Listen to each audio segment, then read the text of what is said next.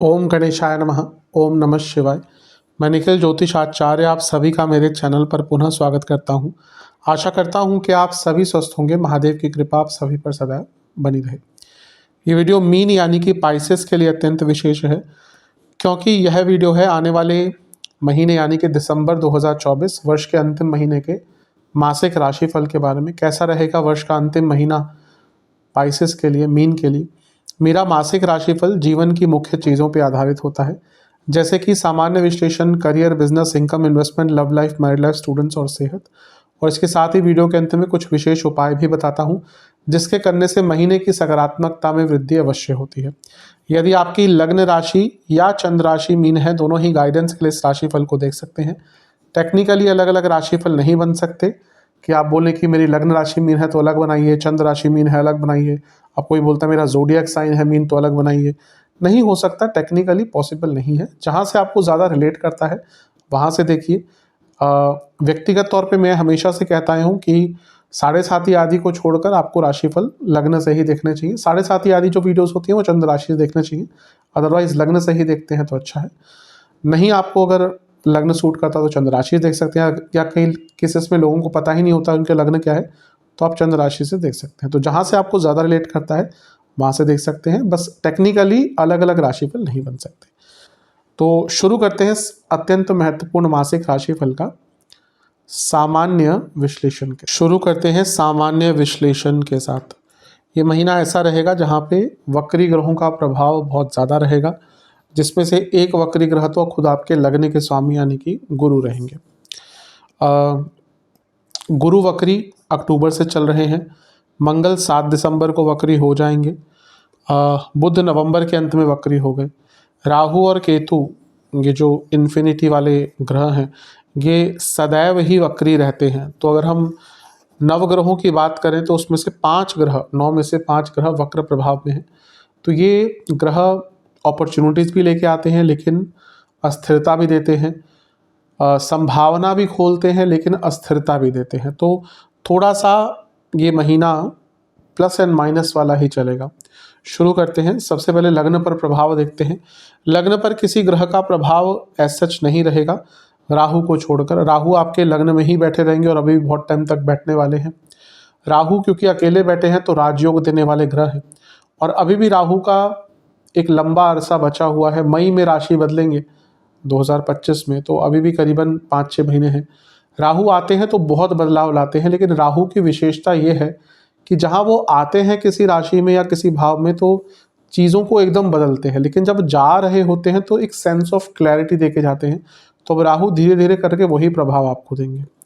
इस महीने का जो पहला राशि परिवर्तन होगा वो शुक्र का होगा, और शुक्र 2 तारीख को लाभ स्थान में जाकर बैठ जाएंगे। अत्यंत शुभ है, क्योंकि शुक्र अपने आप में लक्ष्मी के कारक हैं, और वो लाभ स्थान में आ जाएंगे 2 तारीख को, तो लक्ष्मी ही बढ़ेगी। वो आपके तीसरे भाव के स्वामी हैं, उपचय भाव के स्वामी उपचय भाव में, यानी कि कार्य में वृद्धि होगी, कार्य कुशलता में वृद्धि होगी। और वो आपके अष्टमेश भी हैं, यानी कि अचानक से धन की प्राप्ति होगी। मैं कई बार ये समझा चुका हूँ कि शुक्र मीन के लिए अच्छे ग्रह हैं। हाँ, आप बोलेंगे वो अष्टमेश हैं, लेकिन मैं एक एक्सेप्शन बताता हूँ हर बार कि कोई भी ग्रह यदि आपके लग्न में उच्च का होता है तो आपके लिए अच्छा प्रभाव देगा। जैसे मीन के लिए शुक्र उच्च के होते हैं लग्न भाव में, यानी कि मीन में, तो वो अच्छा प्रभाव देते हैं। तो 11वें घर में आएंगे तो बहुत चीज़ें आपके लिए ठीक होना शुरू हो जाएंगी। पैसा आना शुरू हो जाएगा, धन प्राप्ति शुरू हो जाएगी, नई अपॉर्चुनिटीज़ प्राप्त होंगी, एक सकारात्मकता का बोध होगा। मंगल का प्रभाव यहाँ पर है, तो मंगल 7 तारीख को वक्री हो जाएंगे। अब ये मिश्रित प्रभाव देगा, क्योंकि मैं हमेशा कहता हूँ कि मंगल एक प्रकार के मीन के लिए योग कारक ग्रह हैं, और उनका वक्री होना कभी कभी चीज़ों को डिले अवश्य करता है। लेकिन अगर हम मंगल की स्थिति देखें तो राजयोग बनाकर बैठे हैं, क्योंकि नवम के स्वामी नवम में, और वो लक्ष्मी योग बनाकर बैठे हैं, क्योंकि लक्ष्मी स्थान के स्वामी धन स्थान के स्वामी लक्ष्मी स्थान में, और उनका समसप्तक होगा शुक्र के साथ।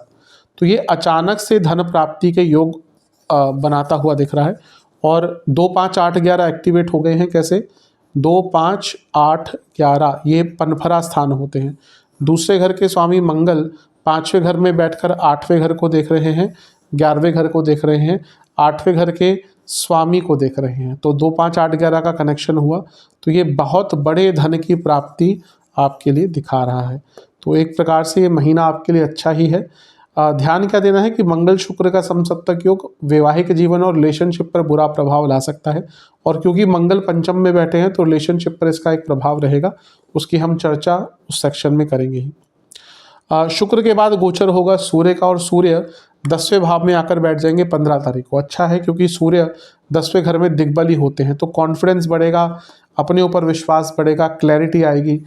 अर्थ त्रिकोण के स्वामी अर्थ त्रिकोण में आ जाएंगे, यानी कि कार्य क्षेत्र में भी आगे बढ़ेंगे, और ये उपचय भाव हैं दोनों, तो जीवन की गति भी आगे बढ़ेगी।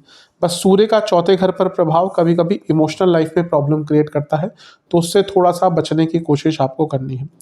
इसके साथ ही अगर हम बाकी वक्र ग्रहों का प्रभाव देखें तो मंगल पंचम में वक्री हो जाएंगे, अब नीच के भी हैं, तो इसका एक बुरा प्रभाव क्या होगा, over thinking, insecurity, emotional disturbance. ये महीना इमोशनली बहुत चैलेंजिंग होगा, क्योंकि सूर्य भी चौथे घर को देख रहे हैं जो इमोशंस का भाव है, और थॉट प्रोसेस के भाव में मंगल बैठे हैं नीच के, तो यहाँ पे एक बुरा प्रभाव आ सकता है। और इसके साथ ही आपके लग्नेश यानी कि गुरु, उन पर भी एक वक्री ग्रह का प्रभाव रहेगा, यानी कि बुध का। और बुध और गुरु एक दूसरे के एक प्रकार के, वैसे तो गुरु को कोई दुश्मन नहीं मानता, लेकिन अगर वैसे देखा जाए तो गुरु बुध को एक शत्रु मानते हैं, तो एक प्रकार से, और दोनों एक दूसरे के लिए बाधक हैं। ध्रुव और बुध दोनों एक दूसरे के लिए बाधक बनते हैं, तो उनका समसप्तक योग एक प्रकार से कन्फ्यूजन, इमोशनल लेवल पर कन्फ्यूजन और एक वैचारिक अस्थिरता लेकर आ सकता है, तो उस पर ध्यान देना है। केतु का प्रभाव भी वक्री गुरु पर है, केवल गुरु पर नहीं, वक्री गुरु पर। ऐसे में ना व्यक्ति को एक फीलिंग ऑफ डिस्कम्फर्ट, एक फीलिंग ऑफ अनकम्प्लीटनेस, अपूर्णता, ये आने लग जाती है, तो थोड़ा सा इमोशनल लेवल पर इस महीने ध्यान देने की आवश्यकता है।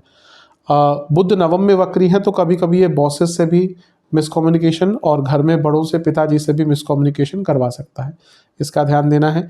मंगल का प्रभाव शनि पर भी होगा, ये षडाष्टक जो योग है कभी कभी कष्टकारी होता है, खर्चे बढ़ सकते हैं और गुस्सा बहुत रहेगा, क्योंकि ये जो शनि है मंगल का प्रभाव लेकर वाणी के स्थान को देखेंगे, तो मंगल प्रभाव शनि को दे रहे हैं, शनि प्रभाव वाणी के स्थान को देख रहे हैं, और ये वाणी के स्थान के स्वामी भी मंगल ही हैं, तो एक प्रकार से पूरा चक्र पूरा हो रहा है। वाणी पर नियंत्रण बहुत इंपॉर्टेंट रहेगा। मैं कड़वी वाणी की बात नहीं कर रहा, कुछ ऐसी चीज़ें बोल जाएंगे जो नहीं बोलनी चाहिए, और फिर उसके कारण दिक्कत हो सकती है।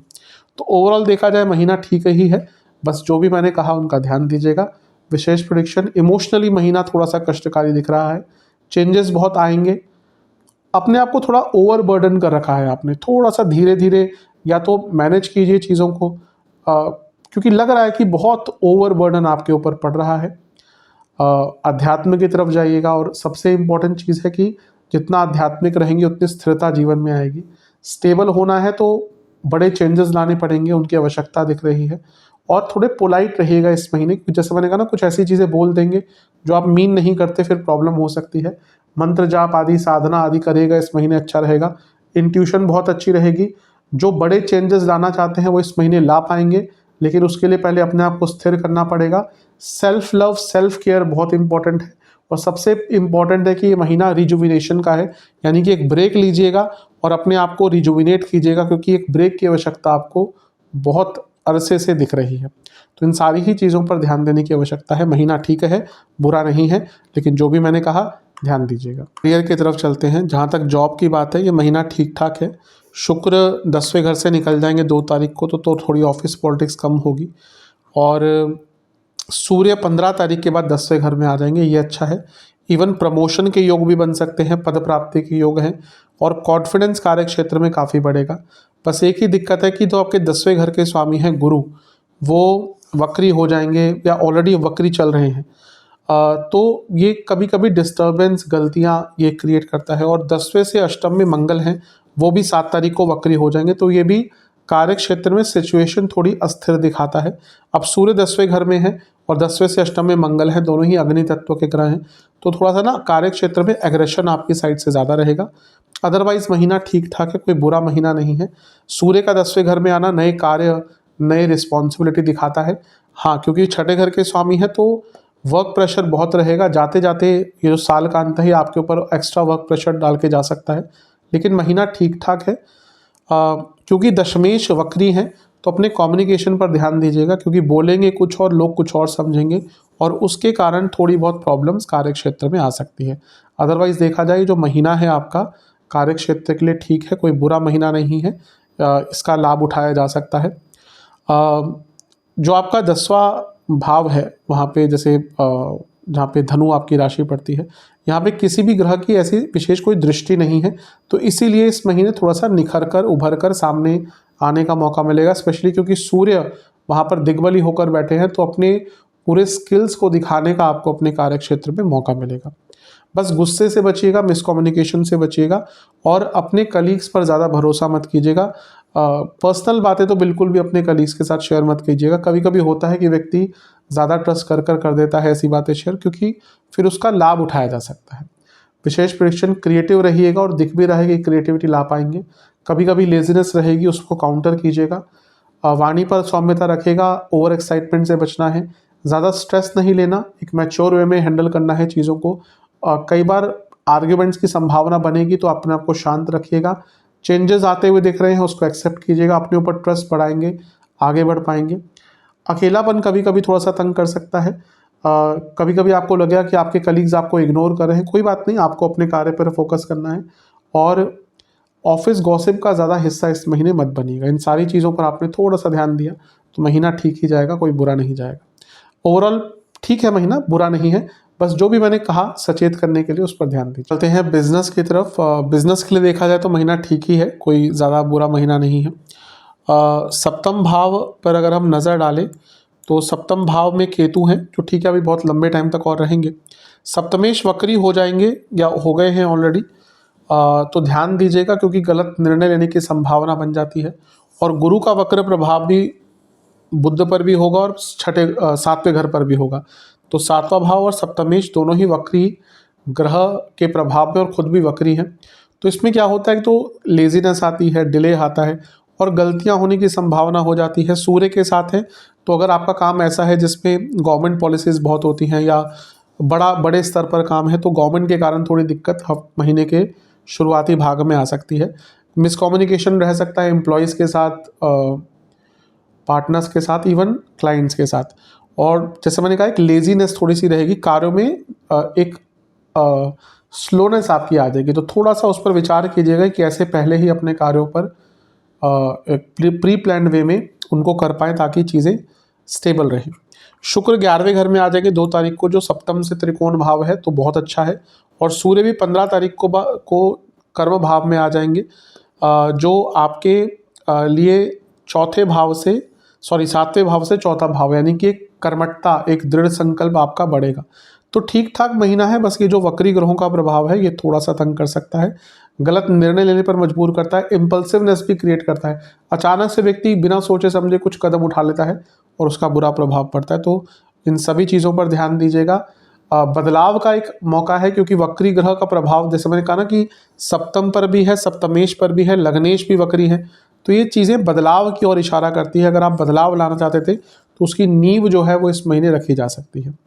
विशेष प्रेडिक्शन, बदलाव जैसे मैंने अभी कहा उसके लिए बहुत अच्छा महीना है, लेकिन अपने सेंसेस पर कंट्रोल रखिएगा, दुश्मनों से बच के रहेगा। धन आएगा, लेकिन धन को यूटिलाइज कीजिएगा। कई कार्य महीने के मध्य भाग के बाद पूर्ण होंगे। अपने मेंटल स्टेट पर ध्यान दीजिएगा, ज़्यादा किसी से कटुता से बात मत कीजिएगा।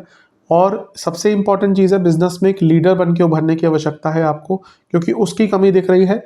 कभी कभी बाकी लोग टेक ओवर करना शुरू कर देते हैं, लेकिन अगर बिजनेस आपका है तो आपको एक लीडर बनना पड़ेगा, चीज़ों को अपने हाथ में लेना पड़ेगा, तभी चीज़ें आगे बढ़ पाएंगी। और अपनी कुछ एडिक्शंस को छोड़ना पड़ेगा, टाइम मैनेजमेंट करना पड़ेगा, तभी बिजनेस में इस महीने आगे बढ़ पाएंगे, अदरवाइज थोड़ी सी प्रॉब्लम्स हो सकती है। चलते हैं इनकम, इन्वेस्टमेंट और एक्सपेंसेस की तरफ। इनकम की जहाँ तक बात है, महीना ठीक है। मैंने शुरू में ही कहा था कि 2, 5, 8, 11 ये जो पनफरा भाव होते हैं इनका कनेक्शन हो रहा है, क्योंकि दूसरे भाव के स्वामी 5वें घर में बैठकर 8वें घर को देख रहे हैं, 11वें घर को देख रहे हैं, 8वें घर के स्वामी को देख रहे हैं और 11वें घर के स्वामी को भी देख रहे हैं। ये बहुत स्ट्रॉन्ग कनेक्शन है। अचानक से बड़े धन की प्राप्ति इस महीने हो सकती है। इन्वेस्टमेंट की बात करें, शुरुआती 10 दिन बहुत अच्छे, बीच के 10 दिन अच्छे हैं, अंतिम 10 दिन में थोड़ा सा स्लो डाउन रहेगा, ज़्यादा इन्वेस्ट मत कीजिएगा। खर्चों की बात करें तो इस महीने कपड़ों पर, ट्रैवल पर, दवाइयों पर बहुत खर्चा होगा। अगर आपके घर में पेट्स हैं, बहुत ज़्यादा खर्चा उन पे होते हुए दिख रहा है। यूटेंसिल्स पर, रसोई की चीज़ों पर, रसोई के सामान पर, रसोई के गैजेट्स पर, इलेक्ट्रिकल इक्विपमेंट्स पर ऑन होल बहुत खर्चा हो सकता है आपका। और घर के साज सज्जा पर भी खर्चा हो सकता है, और महीने के एकदम अंत में वाहन पर भी खर्चा हो सकता है। चलते हैं लव एंड रिलेशनशिप की तरफ। जहाँ तक नो कॉन्टैक्ट सिचुएशन की बात है, चांसेस हैं, पूरे चांसेस हैं कि बातचीत दोबारा स्टार्ट हो सकती है। नए रिलेशनशिप की जहाँ तक बात है, इसमें चांसेस थोड़े से कम लग रहे हैं, क्योंकि एटलीस्ट शुरुआती 15 दिन तक, उसके बाद चांसेस थोड़े से बन सकते हैं कि अगर बातचीत कहीं पे चल रही है तो फिर रिलेशनशिप में वो चीज़ें कन्वर्ट हो सकती हैं। जो लोग ऑलरेडी रिलेशनशिप में हैं, मिश्रित सा महीना रहेगा। कारण क्या है, देखिए पंचम भाव रिलेशनशिप का होता है, वहाँ पर मंगल हैं जो नीच के हैं और वक्री हैं, और पंचमेश तो खैर चंद्रमा है जो बहुत तेज़ भागते हैं। और अगर अब देखा जाए तो शुक्र जो कारक है रिलेशनशिप के, उन पर वक्री मंगल की दृष्टि, गुरु की दृष्टि, केतु की दृष्टि, तो ये क्या करते हैं, अलगाव उत्पन्न करते हैं, प्रॉब्लम्स क्रिएट करते हैं रिलेशनशिप में। और इसके साथ ही अगर हम देखें तो जो आपका काम त्रिकोण है, ये भी रिलेशनशिप के लिए इंपॉर्टेंट होता है, 3, 7, 11। तो यहाँ पे भी 2 वक्री ग्रह होंगे, गुरु और केतु, और शुक्र पर वक्री ग्रहों का प्रभाव होगा। तो प्रॉब्लम क्या होगा ना, कि ऐसी कोई बड़ी प्रॉब्लम नहीं दिखेगी, लेकिन कई चीज़ें होंगी जो मिश्रित होकर थोड़ा सा नेगेटिव इम्पैक्ट डाल सकती है। इसलिए जितना हो सके सरलता, सत्यता, और सबसे इम्पॉर्टेंट बात है कि एक सकारात्मकता रखेंगे अपने रिलेशनशिप में, उतना आपके लिए अच्छा रहेगा। जहाँ ये नहीं कर पाए वहीं पे प्रॉब्लम स्टार्ट हो सकती है। मिश्रित है, बुरा नहीं है, लेकिन मिश्रित है। कुछ विशेष प्रेडिक्शन, टाइम दीजिएगा पार्टनर को, आगे की फ्यूचर की प्लानिंग कीजिएगा। अगर लंबा रिलेशनशिप चल चुका है तो वैवाहिक जीवन तक जाने की बातचीत कीजिएगा। ज़्यादा लेजीनेस मत रखिएगा, एक इन्वॉल्वमेंट आपको दिखाना पड़ेगा। अचानक से कुछ मत कर दीजिएगा जो पार्टनर को पता ना हो, या अपने आप कोई निर्णय बिना पूछे उनसे ले लिया। और एक रिदम रखिएगा, एक स्लोनेस नहीं कहूँगा, लेकिन एक कॉन्टिन्यूटी रहनी पड़ेगी रिलेशनशिप में। ऐसा नहीं कि 2 दिन बहुत अच्छे बात करी और तीसरे दिन लड़ पड़े। ये अपनी तरफ से आपको फोकस करना है कि ऐसी प्रॉब्लम ज़्यादा ना है। ओवरऑल थोड़ा सा मिश्रित ही दिख रहा है, बुरा तो नहीं है लेकिन मिश्रित है। चलते हैं वैवाहिक जीवन की तरफ। जहाँ तक वैवाहिक जीवन की बात है, मिश्रित सा महीना है। 7वें में केतु हैं तो ऑलरेडी ये अच्छा प्रभाव नहीं देते। प्रॉब्लम क्या है कि लॉन्ग टर्म इम्पैक्ट मीन के लिए थोड़ा बुरा है, क्योंकि शनि लग्न में आने वाले हैं। तो मैं पहले भी शायद 1-2 बार सचेत कर चुका हूँ कि अभी से अपने वैवाहिक जीवन को ठीक करना शुरू कर दीजिए, क्योंकि शनिदेव फिर ठीक होने का मौका देंगे नहीं। इस महीने देखें तो सप्तम में केतु हैं, वक्री गुरु की दृष्टि केतु पर और सप्तम भाव पर, सप्तमेश वक्री बुध। तो ये ऑलरेडी एक कन्फ्यूजन, मिसकंसेप्शन, मिसकम्युनिकेशन, डिसलाइक, ये सब क्रिएट करता है। और जो शुक्र हैं, जो कारक हैं मैरिड लाइफ के, उन पर भी वक्री मंगल का प्रभाव, गुरु का प्रभाव, जो वक्री हैं केतु का प्रभाव। तो ये सब क्या करता है ना, कि एक तो एक दूसरे की इच्छाएं नहीं समझ पाएंगे, उसके कारण प्रॉब्लम होगी। एक दूसरे की बातें नहीं समझ पाएंगे, उसके कारण प्रॉब्लम होगी। ट्रस्ट इश्यूज होगी, एक दूसरे से इमोशनली दूर होना शुरू कर देंगे। तो बहुत डिफरेंट रहेगा ये महीना, और कोशिश अभी से यही करनी है आपको कि चीज़ें ठीक हो जाएं अगर ऑलरेडी प्रॉब्लमेटिक हैं। अब देखिए राहु केतु करीबन 1 साल से आपके लग्न सप्तम में गोचर कर रहे हैं। स्पेशली जो केतु होते हैं वो अच्छे नहीं होते मैरिड लाइफ के लिए।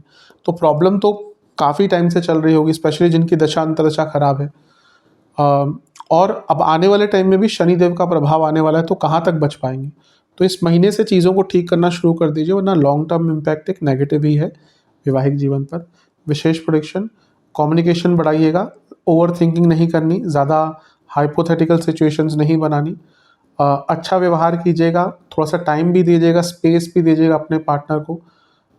जो दंपति संतान प्राप्ति के इच्छुक हैं उनके लिए महीना फिर भी थोड़ा बहुत ठीक है, स्पेशली शुरुआती भाग का जो टाइम है।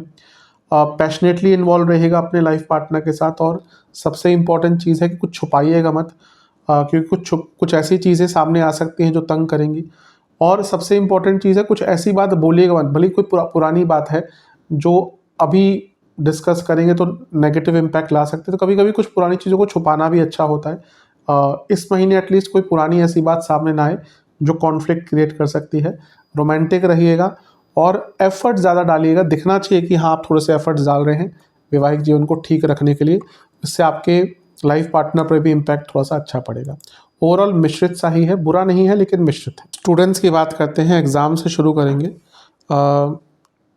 शुरुआती 10 दिन ठीक है लेकिन बहुत रेस्टलेस रहेंगे, यहाँ पे माइंड बहुत रेस्टलेस रहेगा। बीच के 10 दिन अच्छे हैं, अंतिम 10 दिन बहुत शुभ नहीं दिख रहे। वहाँ पे अगर कोई एग्ज़ाम है तो थोड़ा सा नेगेटिव टाइम है। अगर ये महीना देखें तो देखिए पंचम में मंगल रहेंगे लेकिन वो वक्री हो जाएंगे। कारक जो हैं स्टडीज़ के वो वक्री हैं और वो पंचम से पंचम में है तो इम्पैक्ट बहुत है। एक अच्छी चीज़ है कि शुक्र देखेंगे पंचम को तो वो शुभता है, लेकिन शुक्र खुद ठीक है धन आदि के लिए बहुत अच्छे हैं लेकिन अष्टमी से हैं। और शुक्र की जब हम बात स्टूडेंट्स के साथ करते हैं और मंगल शुक्र का समसप्तक हो गया, यानी कि प्यार मोहब्बत की तरफ ध्यान भटकना, इसीलिए फोकस की बहुत कमी रहेगी इस महीने और वो स्टूडेंट्स को बहुत तंग करेगी। सूर्य 15 तारीख के बाद दिग्बली हो जाएंगे और वो कॉम्पिटिटिव एग्जाम्स के लिए अच्छे हैं। तो दिग्बली सूर्य एक प्रकार से अच्छे ही होते हैं स्टडीज़ के लिए भी, लेकिन ये जो शुक्र का प्रभाव है, वक्री ग्रहों का प्रभाव है, लग्नेश भी वक्री हैं, कारक भी वक्री हैं, पंचम में भी वक्री ग्रह हैं, ये बहुत अस्थिरता दिखा रहे हैं, बहुत फोकस की प्रॉब्लम दिखा रहे हैं और इस पर बहुत ध्यान देने की आवश्यकता है। विशेष प्रेडिक्शन ज़्यादा ओवर क्रिएटिव मत रहने की कोशिश कीजिएगा, कभी कभी बहुत भ्रमित रहेंगे, गुरुजन के सानिध्य में रहिएगा, कंफर्ट जोन से निकलने का प्रयास करना पड़ेगा, रिवीजन रिटेंशन इन दोनों चीज़ों पर ध्यान देना है। और सबसे इम्पॉर्टेंट चीज़ ये है कि अचानक से कुछ नहीं करना, आप जिन चीज़ों को अच्छी तरह से कर सकते हैं उन चीज़ों को और निखारिए, अपने पॉजिटिव एस्पेक्ट्स को और मजबूत कीजिए। इन सारी ही चीज़ों पर आपको काफ़ी ध्यान देने की आवश्यकता है। सेहत की बात करते हैं, जहाँ तक सेहत की बात है महीना ठीक ठाक है, लेकिन क्योंकि लग्नेश वक्री हैं तो थोड़ा सा प्रॉब्लम आ सकता है। और अगर हम देखें तो आपके जो वक्री ग्रहों का प्रभाव वो त्रिकोण पर बहुत ज़्यादा है, राहु मंगल बुध ये सारे ही वक्री ग्रह त्रिकोण में हैं। तो इसका मतलब क्या होता है कि आपकी अपनी एक्टिविटीज़, धर्म त्रिकोण है तो आपकी अपनी एक्टिविटीज़ थोड़ी ऐसी हो सकती है कि आपको बीमारी की तरफ ले जाए। मे बी आप ढंग का खाना ना खाएं, लाइफस्टाइल आपका ऐसा ना हो, सोने उठने का टाइम ना हो, तो वो चीज़ें ज़्यादा तंग करेंगी। इसके साथ ही स्लीप डिसऑर्डर्स, आँखों की प्रॉब्लम, नसों के रोग, हृदय संबंधित रोग, गले के रोग, ENT स्किन डिसऑर्डर्स बहुत तंग करेंगे। शुरुआती 10 दिन चोट लग सकती है, इंजरी के योग हैं, पेट खराब होने के योग हैं, पेट की प्रॉब्लम्स के योग हैं, लोअर बैक की प्रॉब्लम हो सकती है। बीच के 10 दिन डायबिटीज़ जिनको है दिक्कत बढ़ेगी, गले के रोग, आँखों के रोग, दांतों के रोग, ENT, जोड़ों का दर्द। अंतिम 10 दिन फीवर, इन्फेक्शन, आँखों के रोग, पुनः पेट के रोग, बॉडी में वीकनेस बहुत, और ओवरऑल सर के रोग तंग कर सकते हैं। उपाय की बात करते हैं, शिव मंदिर जाकर शिवलिंग, महादेव का शिवलिंग का शुद्ध दूध से अभिषेक करें, फिर गंगा जल से अभिषेक करें, एक पुष्पमाला अर्पण करें और 2 प्रकार के फल, 2 प्रकार के फूल अर्पण करें महादेव को। एक चंदन का तिलक लगाएं और एक केसर का तिलक लगाएं, फिर वहीं बैठकर हलवे का और खीर का भोग लगाएं महादेव को। और ओम नमः शिवाय का 108 बार जाप करें और उसके बाद एक बार आरती करें महादेव की।